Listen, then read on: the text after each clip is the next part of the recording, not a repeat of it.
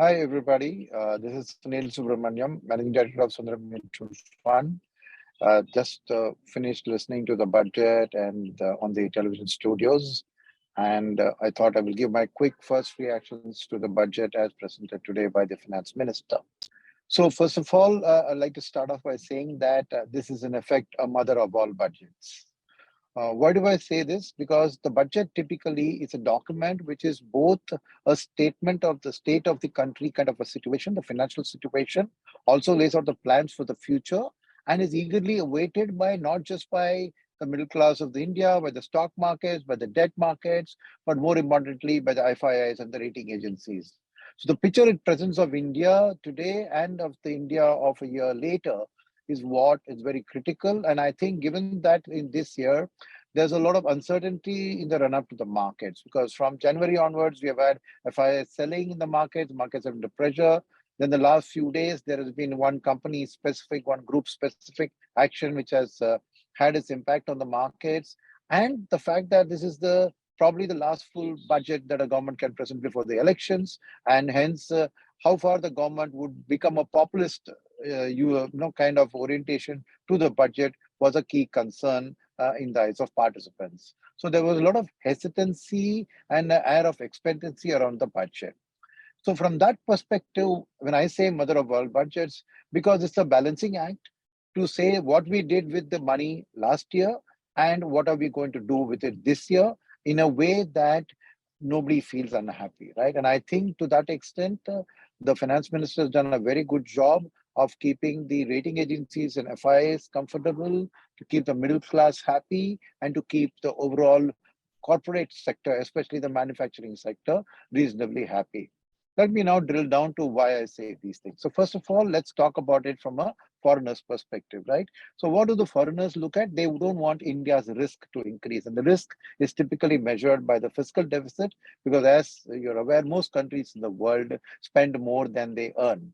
So to that extent, the deficit is actually what is done with the deficit is also important as how much the deficit was. So the market was expecting last year's deficit to be around 6.4%, and it turned out to be as, which means whatever the government had projected last year, they lived up to that stream. Now, coming for the next year, right, in a time when the world is going through recession and most governments are going to be trying to pump prime their economies out of recessions, you're going to probably see fiscal deficits rise across the world. But given that our growth is in a kind of a shining light in a world full of recession, I think the finance minister has taken that nominal GDP growth, which our country should deliver of a low double digit kind of 10 to 12%, and factored that in and brought the fiscal deficit expectations for the current year down to 5.9%. So this is a very good signal by the finance minister that we are going to remain disciplined. And she has further reiterated the government's commitment to reach a 4.5% fiscal deficit by 25-26. So all this is good stuff from a perspective that to a foreigner, right, that India is not going down and just go and spend your way out of trouble. The second aspect here is now that it's going to be a 5.9% fiscal deficit, that means that's the excess of expenditure or income. Where are you going to spend it? This is as important as how much are you going to spend. So though it's down to 5.9%, bear in mind that it's on a larger base. So roughly it looks like it'll be the same amount of expenditure last year, but the allocation to capital expenditure. You're currently at about 2.9% of GDP. The budget expects to take this to 3.3. And this has exceeded market expectations. The general number was hovering around a 3 to 3.1. So by allocating much more to capex than market expectation, the government, obviously the trickle down effect of capex is felt across multiple sectors from banking to manufacturing to a whole bust. So that all those sectors now will see an incremental spend from the government trickling down to them in terms of the order books and ultimately going down in terms of employment generation and incomes in the hands of those who get those jobs, right? So the quality of the expenditure again has been a very good trend that the government's focus on capex remains, right?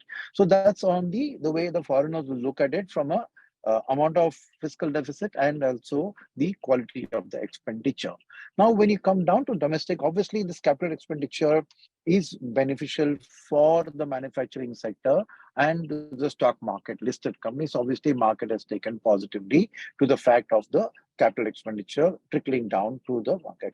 But what the finance minister, in addition to the capex leading to an infra spend and a multiplier effect, has not forgotten the consumption aspect. So why do I say that? Because somewhere there is a give, right? I said that there is a glide path on the fiscal deficit downwards. If capex is increasing, then the leg room to actually give money in the hands of the consumers so they go and spend will be limited. But even with that restriction in mind, the finance minister has actually gone and across the board given tax concessions to the middle class and to the higher middle class. And that's again a very notable thing, because it's the higher end of the middle class which drives the higher consumption. By bringing down the marginal tax rate from about 42.5 to about 39, about 3.5% of cash at the higher tax bracket, you made sure that there is going to be money coming into the consumption space. So consumption is also likely to get a big boost. Apart from which, right, I think one of the important things that the market was looking for, and this is something perhaps not very widely stated, but it's an underlying trend of the market, is the fact that this government has by and large been a pro-reform, growth-oriented, capex-oriented government. Their coming back to power is probably something the market was looking for a signal in how they use this. And that's where the temptation that this will be populist in order to ensure an election winning kind of a strategy for next year. But eschewing that, by doing this, I think the government has effectively also conveyed that they are, in a way, making the middle class happy, making the vote bank happy, coming back to power. But at the same time, the undertone of the budget, you see, is also very focused on employment generation.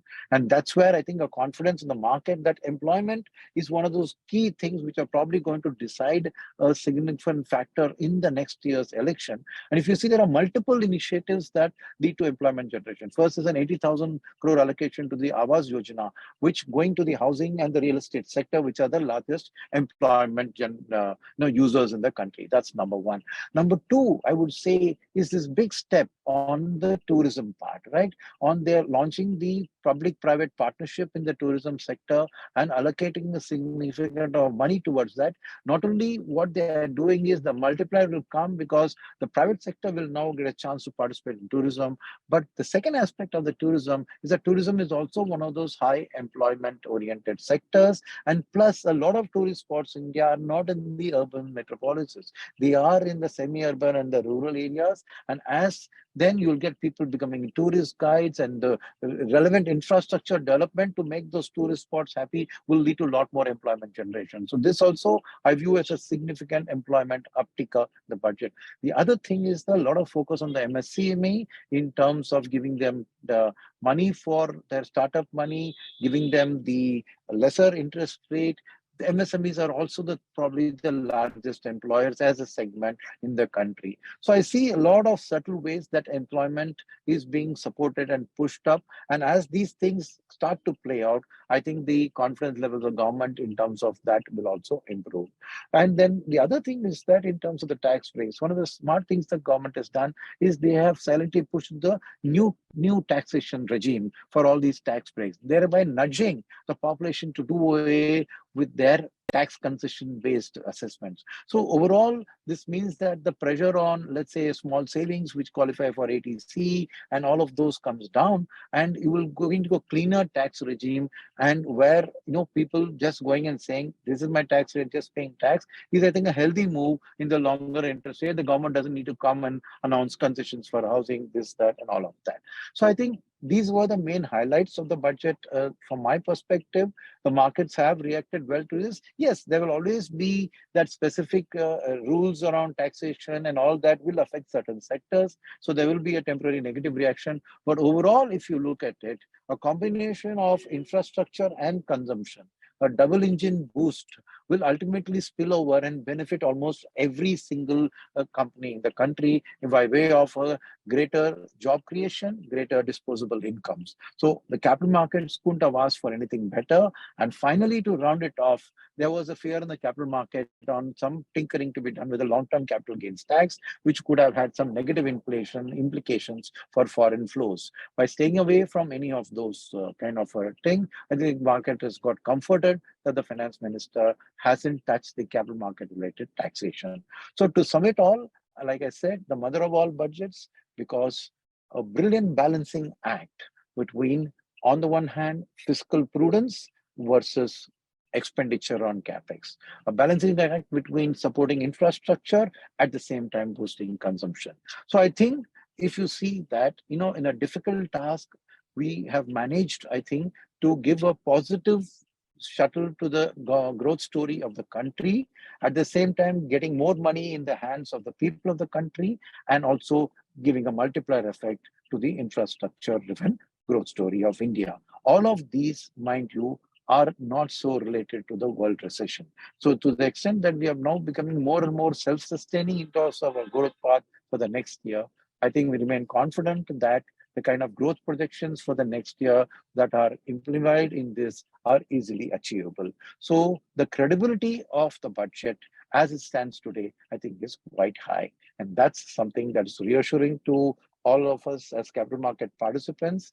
And with more disposable income, we can also expect more flows into the capital markets from the investor public, and hence the support to the market from fresh inflows is also something that will continue and keep making the market to reach new highs in the years to come. And finally, the FII flows, which have been going out since January, partly driven by these uncertainties, will hopefully, now that the clarity around the government's course of action for the next year is out in the open, will, I'm sure, lead to a gradual return of FII flows to a market, thereby giving a continued valuation support.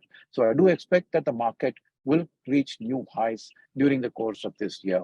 With that comment, let me end my perspective on the budget. Happy investing to all of you. Mutual fund investments are subject to market risks. Read all scheme-related documents carefully.